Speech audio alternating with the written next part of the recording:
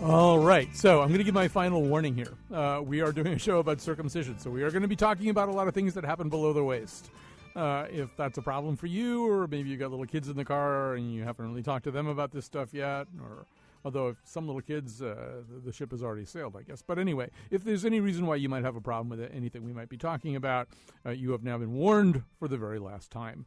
Before we get going here, I just have to tell one story about this, because I have this story kind of pent up in me, and so we've been thinking about doing this show about circumcision for quite a long time.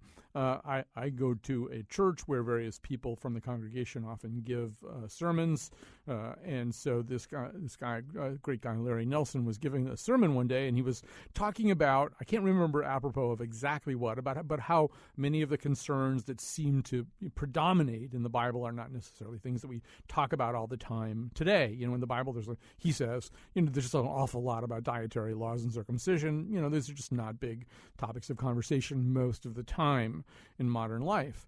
And so after the service, I went up to him and I wanted to tell him that we're about to do a show about circumcision. And I had this senior moment where I couldn't think of the word circumcision. And so, if you can't think of the word martini, you can just say, the drink with the gin and the vermouth and the lemon peel. But you can't really do that with circumcision, right? You can't, you can, but standing there in church, it didn't seem, I just sort of made some excuse and walked away. So anyway, Larry, if you're listening, this is the show I was talking about. Let me tell you who's here.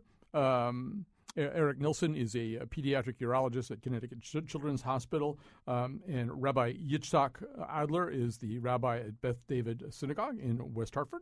You're going to hear some other people as we go along here today, but before we get into the conversation about this, the person that I talked into producing this show was Jonathan McNichol. And so here's a little essay from Jonathan, his musings. Katie and I have been together going on 5 years. We lived together most of that time. And there was a point during one of the formative moments in our relationship, the first time we did it, when she kind of stopped for a second, and she said, "So, you're circumcised." Which, what does that mean? All I could really say was, well, yeah, I guess I am. But that's the sort of thing that sticks in a guy's head, I was 33 years old at the time, and it feels to me now like that was the first time I'd ever really thought about it.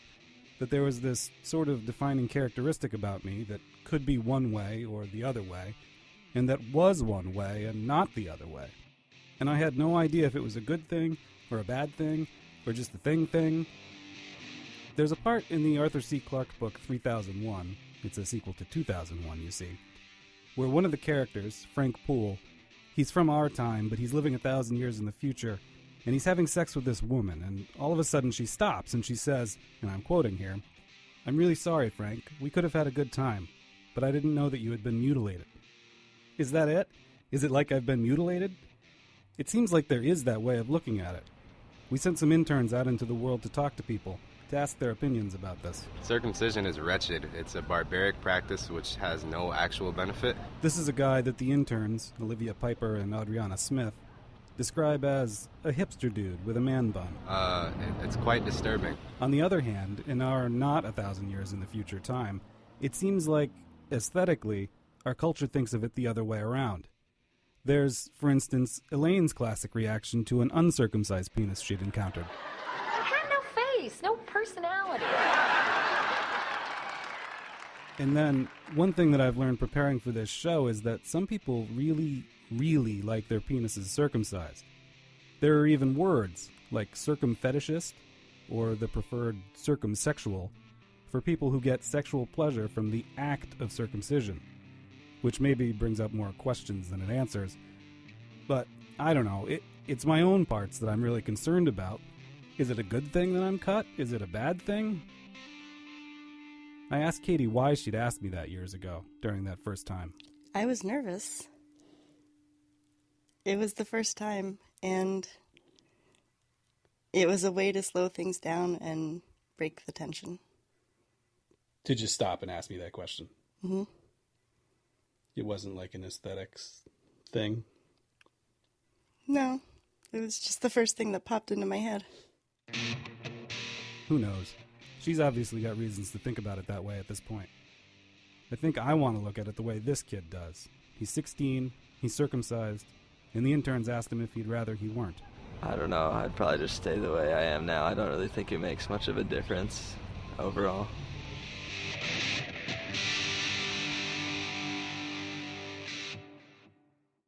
All right, so there are some different voices, some different perspectives, and you're going to hear yet more. Although there may be, in some cases, a recurring theme here. I'm going to go first to Dr. Eric Nilsson, a pediatric urologist at Connecticut Children's Hospital. In just a second, we'll maybe talk specifically about what a circumcision is medically. But before we even do that, you heard Jonathan say, is it a good thing? Is it a bad thing? I've spent a lot of time reading medical literature here, and it doesn't, although there are ways in which that question can be weighted, and we can talk about that, it doesn't seem as though there's this huge medical consensus that absolutely if you don't get your child circumcised or if you don't get circumcised, you're crazy, you're taking this huge medical risk. It's not at the level of that, right? That's correct. The American Academy of Pediatrics actually came out with a consensus statement in 2012 looking at the benefits of circumcision. And there are some benefits. We think that there is a lower rate of urinary tract infections in the first year of life. There's a decreased risk of penile cancer, and there definitely is a possibility for decreasing the risk of HIV and STD transmission. So there are medical benefits, but what the consensus statement also says is, look, there's benefits, but not enough to justify universal circumcision to everyone in the country. So you can use those reasons as part of your decision-making process to get circumcised, and they say, look, there's enough reasons that support it, that insurance companies should pay for it, but as you said, it's not an overwhelming consensus, but there is data supporting medical benefit. It's not vaccination, No, not right. at all. Okay. And so, Rabbi Adler, in your case, there is an overwhelming consensus. It's not an overwhelming medical consensus. It's an overwhelming religious consensus, right? That's correct. Circumcision as a biblical commandment appears twice in what we call the Torah, the Old Testament, once in the book of Genesis, again in the book of Leviticus. In the case of Jewish families, the health benefits would be peripheral to the primary imperative, and that is to answer to the higher authority. Well, I'm going to talk to each of you about the circumstances and sort of timetable for doing it, but I'll stay with you for a second, Rabbi Adler. What we know in Genesis is God's pretty specific about when you do it. You do it in the eighth day, on the eighth day of a boy's life, and so I'm assuming that's in general what people do. That is the guideline. There may be circumstances under which postponement would be appropriate, but that's a case-by-case basis. As often as possible, we recommend that the biblical guidelines be followed and that the circumcision take place on the eighth day. Right. And we should say, are you considered a moil? Yes. All right. And so, well, actually, I'm going to come back to that. I want to just go over to Dr. Nilsson for a second. So medically, what does the word circumcision mean? What does that mean? What are we talking about? What gets done? There's a surgical removal of the foreskin, also known as the prepuce. So the foreskin is just a layer of skin that hangs down over the head of the penis, which is also called the glans. And we remove that so that once the procedure is complete, you can actually see the full head of the penis. And for you to do that, well, we should say basically there's kind of two ways or two kind of moments at which maybe a child would have this procedure done. A lot of it is done like really neonatally, right? While the child is still under the care of an OBGYN? That is correct. The majority of circumcisions are done in the neonatal period. And that's done using a little device or a clamp device. There's 3 different types of devices out there to be done. But in general, it's done within the first week or so of life, and the baby is secured to a little board. Some anesthetic medicine is given. And this clamp device is applied to the penis, and the skin is compressed, and then the extra skin is removed. And the skin just naturally heals back together without requiring any stitches or anything like that. The procedure is fairly short and tolerated very well. But you brought up a good point. There's 2 different ways of doing a circumcision. That's in the neonatal period. We generally get involved as surgeons when they get a little bit older. And there can be multiple reasons why someone would want a circumcision a little bit later. But for us, generally after about 6 months of age, we actually perform an operation where the child is put to sleep and the skin is removed. And then we actually sew the skin edges back together so there's some stitches, which is a little bit different. And so those multiple reasons would include, I mean, one reason is if, in fact, because for whatever reason, the foreskin isn't really kind of working the way foreskins are supposed to work, right? It won't fully retract. That's correct. The most common reason that we're doing a circumcision in an older child is something called phimosis. And the foreskin, as when children are born, you can't pull it back. It's kind of adherent. It's kind of stuck. But as they get older, they should be able to pull it back. And at some point, some kids run into problems. They get infections, they get irritation, or they can't pull it back. There's a lot of pain. And that's when we step in. Now, it doesn't necessarily mean you have to have a circumcision at that point, but it may mean, look, we need to treat this. And there's other ways to treat it. You can use some steroid ointment with some gentle retraction to try to open up the foreskin, or even another little surgical procedure where you make small incisions. But in general, yeah, that's the most common reason for requiring a circumcision later in life. So, Rabbi Adler, this is, in the Jewish faith, it's kind of a remarkable thing. This is essentially a medical procedure, but you do this medical procedure, right? I do it whenever I'm called, and I consider it a tremendous honor to do it. And so how did you learn how to do what it is that you do? Great question.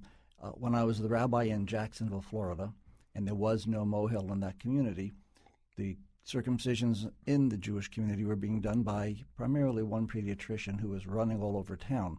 And when he heard about my interest, he was quite pleased to take me on as a student, and he taught me, and additional doctors in town heard about it and shared their techniques with me, and I learned literally as an apprentice.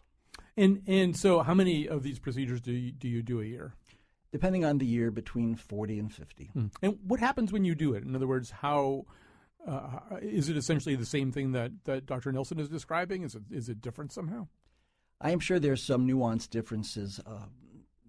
The advantage, of course, as the doctor noted, circumcising a child who's only 8 days old, there's usually not stitching required. It's a pretty simple procedure. I believe in medical school they say, see one, do one, teach one. They also say measure twice and cut once. But anyway, that's it. Yes, and the children heal usually within a couple of days, 2 or 3 days. They're well on their way to recovery. Are parents ever, one of the things that we're kind of discovering and looking at statistics, there's some indication that in the general population there may be a downturn in circumcisions. Obviously, there's quite a bit less wiggle room or latitude within the Jewish faith. Are you running into parents who are saying, well, I don't know, I've got some little questions about this? Every once in a while, I do. And the key is to be understanding of the parents' apprehension. Often we'll have the opportunity at their initiative to reach out, make an appointment, chat, talk about it, and try to help them find a level of comfort. Every once in a while, rare occasion, mom or dad might not be ready when the child's 8 days old. Mm-hmm. And, from my perspective, the worst thing we can do is force the parents to make a decision that they're not fully comfortable with. And we work with them, we talk with them, we study, we provide literature, ask them to talk to other parents who have been through it, and try to find a level of comfort as quickly as possible.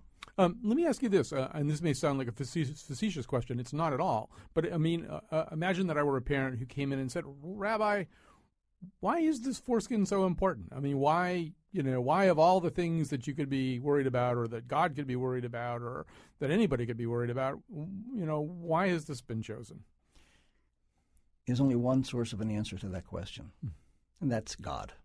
Because from the Jewish perspective, it appears in the Old Testament, and we follow the Word of God, just like we allow the Torah to guide us in terms of what we eat and how we pray. This is part of the spiritual discipline of Judaism.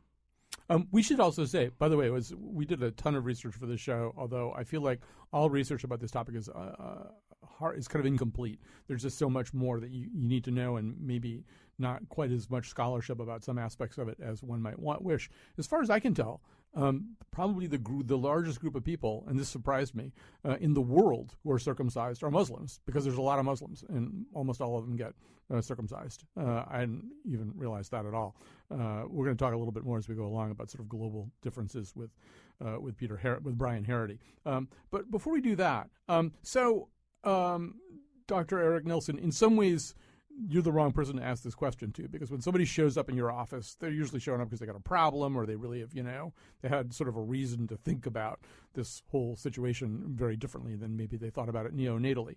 All the same, I'm sure that there are people who just say to you, we're having a baby pretty soon. We're trying to figure out this whole circumcision thing. And as we said at the beginning, it's not like there's this huge preponderance of medical data or scientific opinion that pushes you in one direction or another. Is there anything that you do say to them? I mean, I know from Jonathan McNichol's pre-interview with you, you happen to be the father of 4 daughters, so you basically never had to roll this particular ball down the alley. That's exactly what I say. I said, I have 4 daughters at home, and I don't have to make that decision.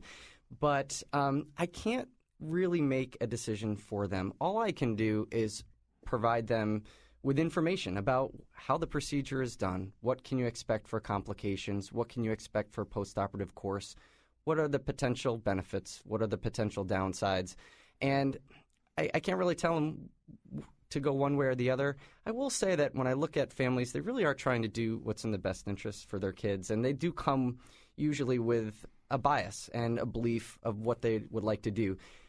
To be honest, the biggest issue that I have with families, or the biggest question I get, are people who were circumcised and it doesn't quite look the way they wanted it to, and they come asking for a circumcision revision. That conversation I have very often, but the conversation of whether or not to get circumcised, that's not something we approach too much. Usually the parents have an idea of what they want. How much revision can there be?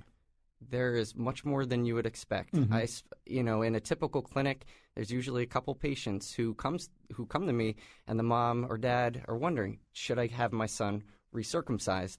And most of the time, my job as a surgeon is to figure out, are there any problems? Is there any scar tissue formation? Are there cysts or something that's going to affect the function of the testicle or of the penis over the long term?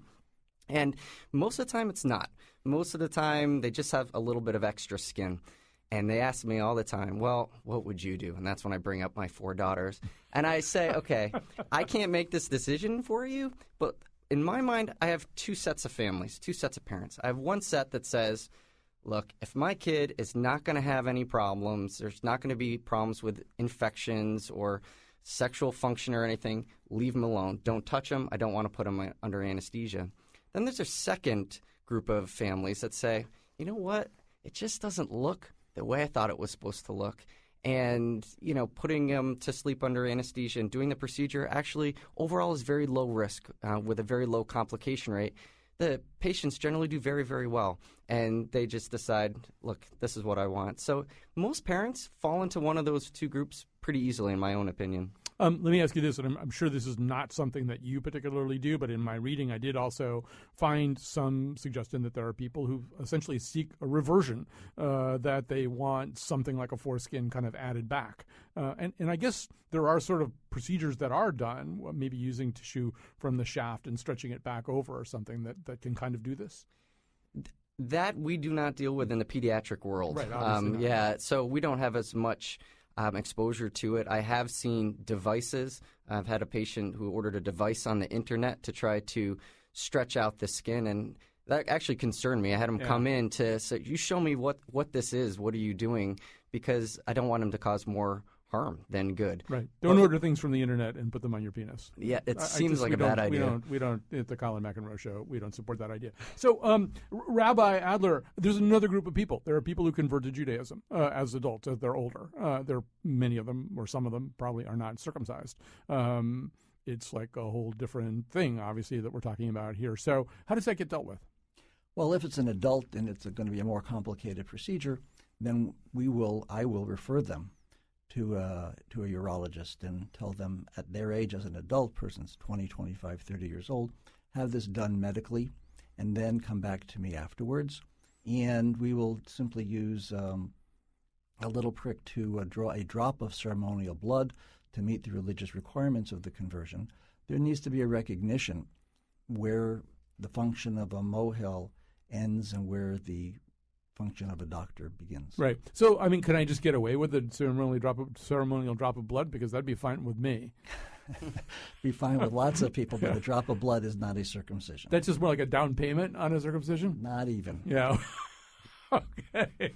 Well, Jonathan's telling me we have to take a break right now. When we come back, you'll hear me talk to somebody who's really kind of opposed to all of this stuff, and then we'll respond to it. We have a long distance to travel here, so stay with us. What are you waiting for? It's cool, it's clean. It protects, it saves lives.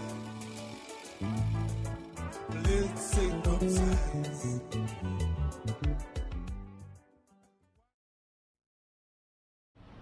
Would you circumcise your son? I did have my son circumcised just for like our beliefs, and I just think it would be better off for him later on, health-wise and such. Actually, I do have two sons. They are circumcised. I was approached in the hospital shortly after they were born, and it was just kind of presented as the thing that was typically done, and it was suggested that it would be better in the future for cleanliness reasons and that type of thing, and so we just decided to go for it. Are you circumcised? Yes, I am, and I never really had a choice as to whether or not I got circumcised, so I guess my opinions are kind of like general about it. I don't really have any opinion to one side or the other. How do you feel about circumcision? It does nothing but traumatize an infant, especially when you do it like right when they're born. I could imagine myself as a baby having been circumcised not too long after coming out of my mother's womb, that wasn't a pleasant experience. And I also can imagine that it lent to a feeling of distrust in my mother because she handed me over to some guy who circumcised me and then just like tried to coddle me like it was all good. I come from Poland. We don't circumcise boys over there or anywhere around the Europe unless you're in the Judaism religion. But I believe that should be a personal call for each parent to do or not to do for the child. All right. Yes, there are, by the way, just differences all over the world. Those were voices gathered not all over the world, but at Blueback Square in West Hartford by Olivia Piper and Adriana Smith, our interns. I do want to say we have a call coming in right now. You can also tweet at us, at WNPR Colin. Greg Hill is our tweet master. You have only daughters, right? Only daughters? Daughters? He only has only daughters, right? He has 3 daughters. They are all named Betsy Cayone. So he hasn't had to deal with this, but you can tweet at him. Here's Sherry from Hampton calling in. Before we go to Brian Harity, let's talk to you, Sherry. What's on your mind? Oh, hi. So this is a subject that I thought about very deeply, and my son is now 12. But I just wanted to say that for us, it just came down to, well, it was like this big debate, and in the end we did decide to circumcise, but it gave me peace just to say, let him decide. So he is still, I'm sorry, he's still intact. All right. So you haven't circumcised. You're right. You're right. We have not. Sorry. Because yes, as somebody pointed out, I think it was the Mayo Clinic, an adult cannot consent to his own infant circumcision. So you're allowing for some autonomy. That's a good way of spreading out into the conversation we're about to have with Brian Harity. Brian Harity is co-director of the Bloodstained Men and Their Friends. I should say, first of all, that one thing we discovered getting ready for the show is there's kind of this enormous kind of multi-pronged anti-circumcision movement in the United States. There are a lot of different organizations. There are a lot of different websites. They're all saying more or less the same thing about it. We're happen to be talking to Brian partly because one day, I guess it was last year, I was at the New Haven Green with my son, and I saw this particular group demonstrating. Brian Harity, welcome to our conversation. Hey, guys. How's it going? Thanks a lot for having me. Well, we're glad to have you. Explain to people why you are called the Bloodstained Men and Their Friends. Well, our group is called Bloodstained Men and Their Friends because, that's exactly what we are. We're a group of human rights activists. Some of us are victims of genital mutilation, and some of us are not, and those are our friends. And we are a 501c3 nonprofit organization, and we travel the country hosting demonstrations and protests in high-traffic areas to bring the message to the people that this is an issue that a lot of people do care about in America and that we view it as a human rights issue. Now, and we should also say the other reason you're called the Bloodstained Men and Their Friends is that some or all of you wear these kind of light-colored coveralls with a big blood stain at the crotch. That's what I saw when I was down in New Haven, and it certainly was eye-catching. It certainly got my attention. But I just want to go. I just want to go to one thing that you just said, and that is that it's genital mutilation. Now, a lot of people listening right now are going to go, well, no, it's not. Genital mutilation is like a clitoridectomy or something like that. This isn't genital mutilation. It's a multi-thousand-year-old religious and health-oriented tradition. How do you make the case that it's genital mutilation? Well, by definition, to mutilate is to disfigure or make imperfect by removing a limb or other essential part. And the male foreskin is absolutely essential tissue. It's about 15 square inches of highly specialized erogenous skin. It's a double fold of skin, and the inner mucosal membrane of the foreskin is chock full of highly specialized Meissner's corpuscle nerve endings, which are the body's receptors for light touch, like what you have on your fingertips and on your lips. And they're the most concentrated in the human body anywhere that researchers have found in the male foreskin. And this is not to say that a circumcised man cannot enjoy sex or feel sexual pleasure, but there is an entire dynamic of mechanical and sensory function that is removed. And as you guys were talking about earlier, there are a lot of men who have non-surgically restored their foreskins through a variety of methods involving tugging. When you put light tension on skin for a long enough period, it promotes the growth of new skin cells. So you won't get back the muscle fibers and the specialized nerve endings that were lost, but you can regrow some of your shaft skin and gain some coverage of the head of the penis again, as well as some movement. I actually know many men who have restored their foreskins, and they all have reported an increase in sexual function and satisfaction. All right. At the end of this conversation, I'm going to actually talk to our other guest here. I know there is some scientific literature about this and some even kind of meta-analysis of scientific literature about this question. Obviously, we're not really talking about just one thing that's done one way, right? I mean, one of the things we've established earlier in this conversation is, it can be done on the 8th day of an infant's life. It can be done a little bit later sometimes for medical reasons. There are instances, there are places where it's a little bit more disturbing and where the human rights question maybe does pop up. I'm sure you're much more conversant with this than I am, but I do know that at least one tribe in Kenya, sometimes there are forced circumcisions of adult men. And in some Muslim countries, I think especially in Southeast Asia, the children are older. They're like, 10, 11, 12 years old when they have the circumcisions. I would imagine when you're making a human rights argument, it seems to me what Rabbi Adler is doing is kind of different from that. There seems to me a bigger human rights case with some of these older forced circumcisions than ones with babies. But maybe you don't see it that way, Brian Hardy. Maybe it's all the same big problem.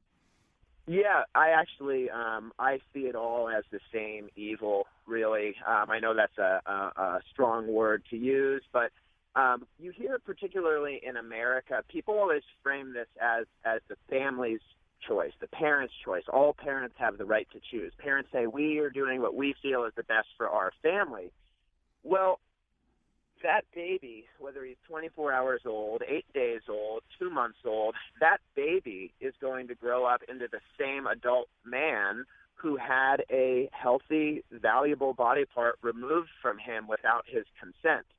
And on top of that, infants are extremely more sensitive to pain than adults. And when infants have just come out into the world, the fundamental task that they're trying to establish is the development of trust with their parents. And if you imagine you have a baby girl, she's brought out, if she's lucky, she's breastfed, she's held in arms, and she welcomes into this peaceful life. Whereas if you're a baby boy in America or of whatever religious, group your parents follow that practices genital cutting of boys, then, you're born and all of a sudden, maybe a couple days, a week later, you're thrown into this moment of pain and fear and trauma. And, the religious officiates and the doctors who perform the circumcision, all the ones who, actively do it, they'll all tell you that it's a quick and simple procedure and that the baby doesn't feel pain. But if you look at all of the religious officiates and doctors who have rejected doing the circumcisions of boys, they'll all tell you that it is extremely traumatic and that there is no way to truly anesthetize these newborns that you can't put under with general anesthesia. And, there are lots of instances where infants have gone into shock, or they've bled to death or near death. Infants have broken limbs from thrashing in pain or burst lungs from screaming. Let me just interrupt you, just because we're going to be very short on time with all the different elements that we're trying to do here. Let me ask you this: what would be a good outcome for you? I mean, Judaism is not going to kind of rewrite its manual. This is, nor probably is Islam. These are big world religions that do this thing. It seems unlikely that, just based on the stuff that you're saying, that they're going to stop doing it. Well, I certainly agree that there will always be some religious extremists who are cutting the genitals of children. I mean, the extreme Orthodox Jews, after they do the circumcision, they actually suck the blood off the baby's penis. And even though babies have died or contracted herpes from infection, this is still a rigorously defended practice amongst Orthodox Jews. I think it's just one sect of them. I'm sure Rabbi Adler can talk to you. I believe that yes, there will always be some religious extremists who are holding on to this practice. But actually, there are a lot of Jews and Muslims who have rejected this practice, and a huge part of our movement actually are Jewish doctors, and many rabbis have actually adopted a new practice called Brit Shalom, where they give the baby his Hebrew name on the 8th day, and it's a beautiful ceremony. They just skip the cutting. And what I really would like to see done is American doctors have no place in performing this archaic ritual on children. And American doctors have been harshly criticized by 38 international and national medical associations around the world for not being upfront with parents about the realness of complications in the absence of health benefits. I mean, in the rest of the world where they don't circumcise their men don't have all of these health problems that American doctors say circumcision helps with. All right, we're gonna. I don't want us to run out of time here. We got a couple of other elements that we want to get to. First, I want to thank Brian Harity for joining us. There were a lot of things that got said there. I want to get to as many of them as we can in this segment here. Dr. Eric Nilsson, I don't know. I'm sure you've done much more reading and study about this than I did in the last 2 or 3 days. But I did read quite a bit of medical literature about this issue of diminution of sexual pleasure. It seemed like all the preponderance of evidence and the meta-analysis of a lot of studies indicates there isn't any real indication that that's the case. Yeah, the data that I'm aware of, you can find data to support either argument. And I don't think you'll find papers out there that will really convince you one way or the other if you look at all of them together. And Rabbi Adler, obviously a lot of things got said there. I don't think you regard yourself as a religious extremist. This is a mainstream practice of 2 mainstream religions. Is there, I don't know, was there anything in what you just heard there that rings true for you or seems possible? To be quite honest, I have no idea where his information is coming from. To be candid, I do at least as many circumcisions in the liberal Jewish community as I do in the traditional Jewish community. I'm not aware of a synagogue where there's a rabbi who discourages his congregation from following this ritual. I suppose arguments could be developed based on very unusual extreme cases where something happened that shouldn't have happened. But like I mentioned earlier, this is a reasonably safe procedure. See one, do one, teach one. And I don't think there's any data to suggest that a baby who's been circumcised feels any less secure in the arms of his mother or a father as a child who wasn't.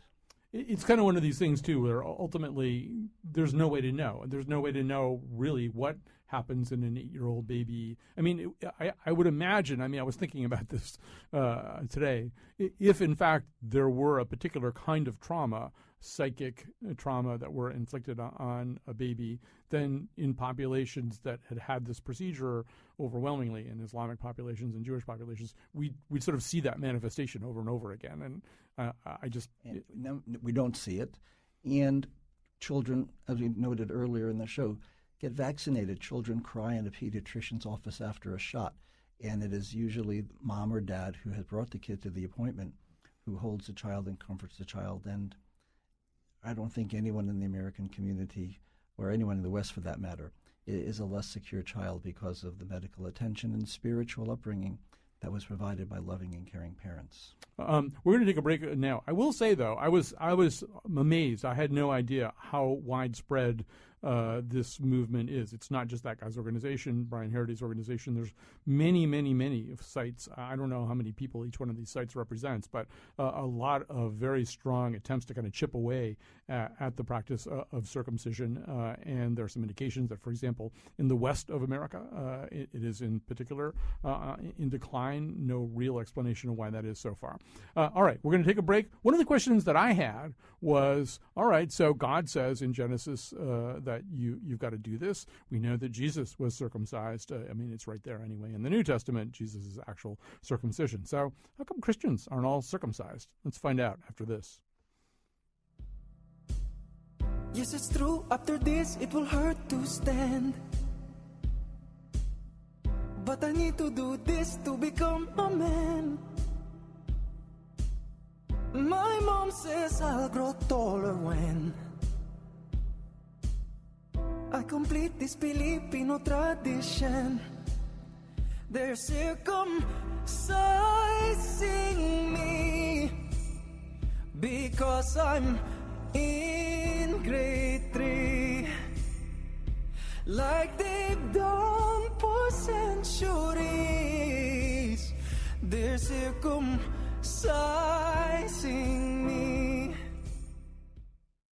So we're back. I've made an executive decision. Actually, I made it in consultation. I made it collaboratively with everybody. But we did have some tape of a conversation with a Christian theologian about this, but it would eat up too much of the time in this segment. There's other stuff that we want to do. So we're going to skip that.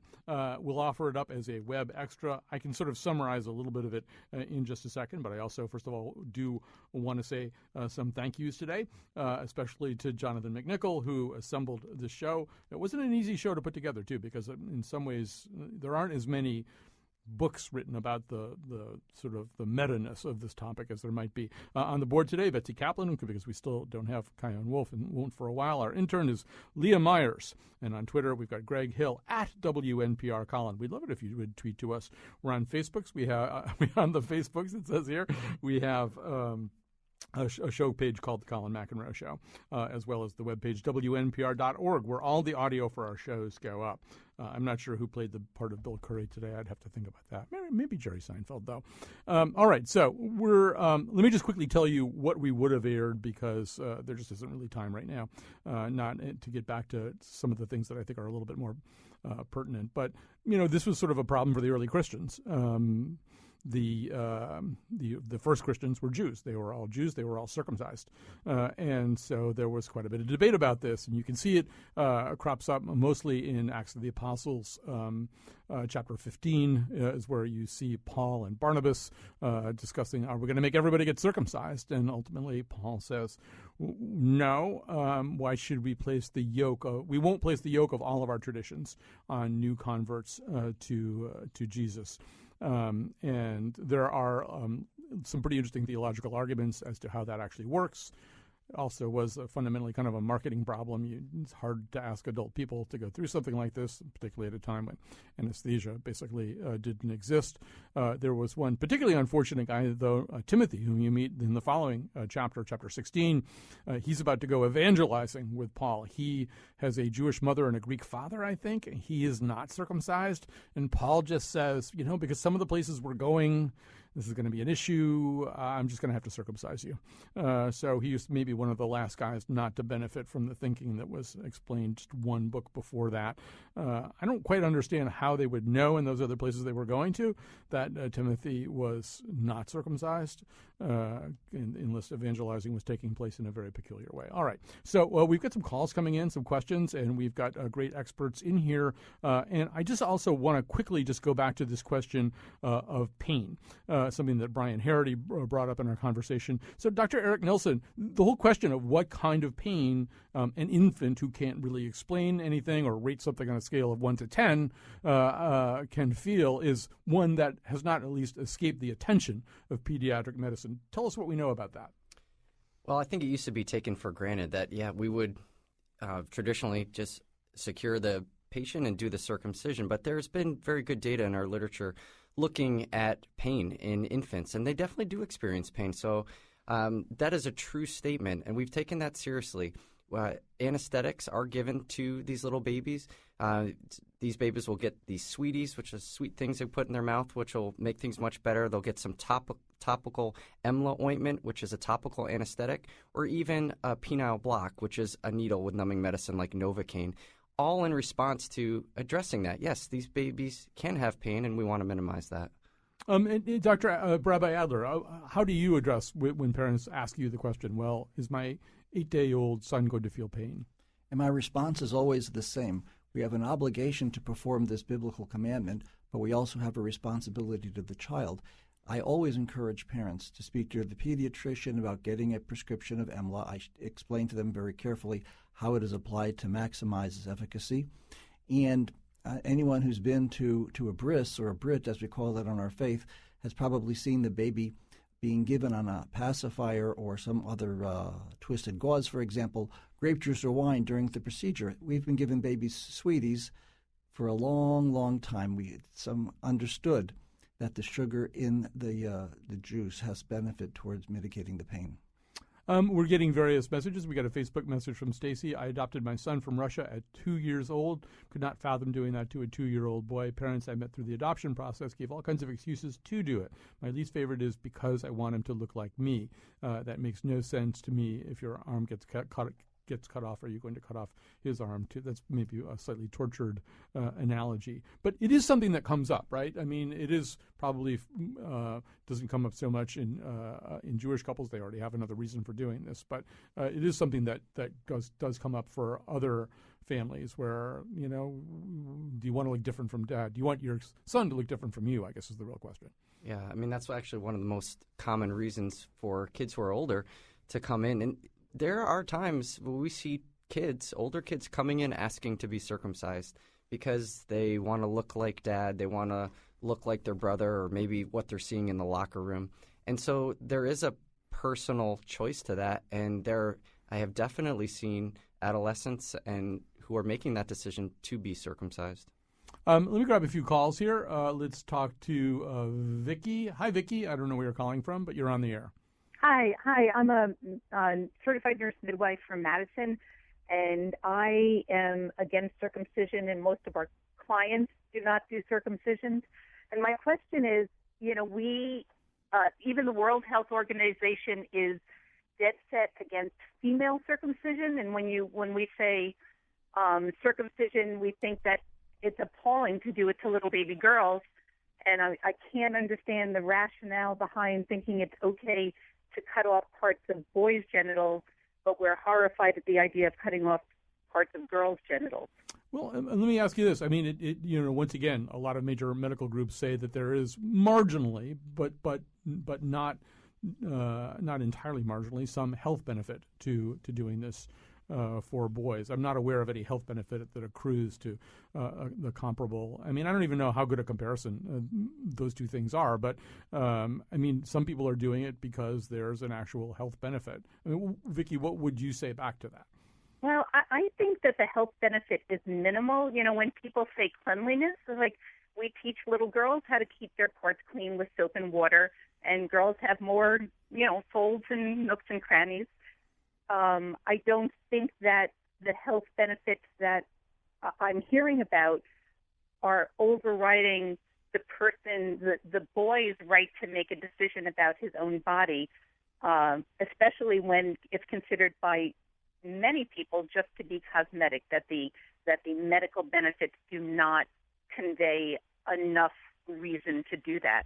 Don't we make all kinds of decisions for our kids about their bodies, though? I mean, like straight along from the time that they're very little. We make all kinds of choices about their bodies. We decide whether to vaccinate them or not. We decide all kinds of things that maybe they wouldn't choose for themselves. If you don't feel that there's a medical reason, then really this is cosmetic surgery that you're doing to your baby. And with regard to the person who said, you know, the baby, you want the kid to look like the father, you know, like, good thing the father never got his ear cut off in an accident, you know, because then you'd have to cut off your child's ear. I mean, there's so many discrepancies in the logic. Although people do pierce the ears of little babies as well. Hey, I wanted to go back to one thing, one medical thing, because this is something that popped up, and we talked about this during the break, Dr. Eric Nelson, which is that many world medical organizations do say that circumcision can reduce the rate of AIDS transmission. Although I was kind of shocked to discover that in Africa there are these, I mean, I think we either have played one or are about to play one. I guess we already played it. This kind of We Are the World type song where they have like a lot of musical celebrities from Africa all getting together saying, get circumcised, let's get circumcised now, which, you know, even though there are some differences in sort of the marginal rate of AIDS transmission, it seems to me it sends kind of a dangerous message that you did something so you won't get AIDS or won't get HIV, and there are things that you should do that are probably considerably more prophylactic than that. Yeah, I think you bring up a good point that if you take good care of the penis and make appropriate and thoughtful choices, there probably is really no benefit if you're able to pull back the foreskin and clean it appropriately. And I agree with the message about sexual transmitted disease transmission. The best thing really would be to really practice safe sex and to use condoms, for example. I think it could potentially send the wrong message that if you circumcise your boy, that he's going to be protected against HIV and STDs. That's not the case at all. It will decrease the transmission, but I would hesitate to say that's the only reason to do it. Rabbi Adler, you know, as we listen to some of these people who do call up and complain about this or attack the practice, as we've been saying all along, religiously, as a rabbi, you don't have a lot of latitude about this. This is basically a major part of your belief system. Does it hurt to hear these kinds of things said? I mean, does it bother you when people describe it as genital mutilation or an extreme practice? It's a little bit disconcerting, but my greater concern is that I feel many of these judgments are based in error, with misinformation, people that have not had the opportunity to study it and explore it the way we are able to through a partnership of the faith and the medical communities. I think people who would attend a bris and see the love and compassion and concern and care that goes into the performance of a circumcision, whether it's in a synagogue or in a family's home, they would find that every benefit goes to the child. I'll get in trouble for saying this too, but you know, I mean, every life has physical pain in it. Like there's going to be painful things that happen to you all through your life. Even notwithstanding the studies that have been done, it's kind of hard to know how this pretty quick procedure affects an 8-day-old boy. But it just, you know, the notion anyway that you're going to go through your life and nothing painful is ever going to happen to you seems equally kind of unrealistic.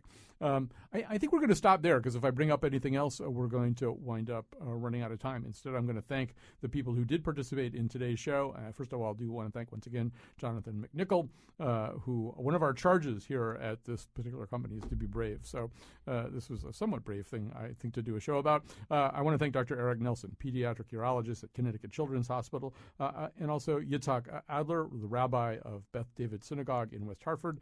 Brian Harity was with us to talk about the opposition movement to circumcision. He's with one group called the Bloodstained Men and Their Friends. So there are lots of other movements like this around the nation. They are easy enough to find. If you're interested in their views, you can find them on the internet. Also, I think we can put the Peter Leithart conversation up as a web extra at WNPR.org, where all of the audio from this show will appear in just a few hours. the apple. Cut, cut, cut, cut. Ouch! Cut, cut, cut the onion. Cut, cut, cut the onion. Cut, cut, cut the onion. Cut, cut,